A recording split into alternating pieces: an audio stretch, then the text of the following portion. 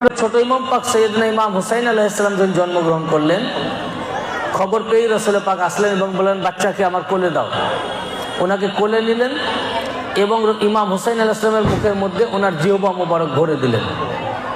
ইমাম হুসাইন আলাইহিস সালাম রস পান করলেন রাসূল পাকের জিহ্বা মোবারক থেকে।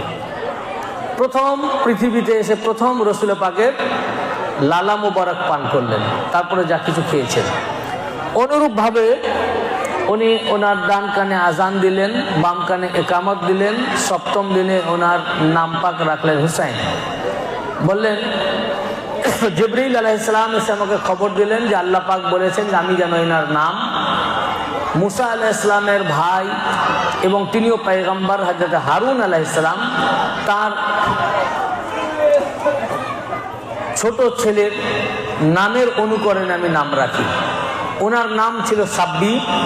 সাব্বিরের ট্রান্সলেশন হচ্ছে আরবিতে হুসাইন, তাই ওনার নাম পাক রাখলেন হুসাইন আলাইহিস সালাম। এবং সপ্তম দিনে ইমাম হুসাইন আলাইহিস সালামের নামে নাম পাকের উপরে দুইটি ভেড়া, এক রেওয়ায়েতে দুইটি ছাগল উনি আকিকা করলেন। এই জন্য আমাদের বাচ্চা জন্মগ্রহণ করলে বাচ্চার আকিকা দেওয়া রাসূল পাক সাল্লাল্লাহু আলাইহি ওয়াসাল্লামের সুন্নাত, ইমাম হাসান ও ইমাম হুসাইন আলাইহিস সালামের সুন্নাত।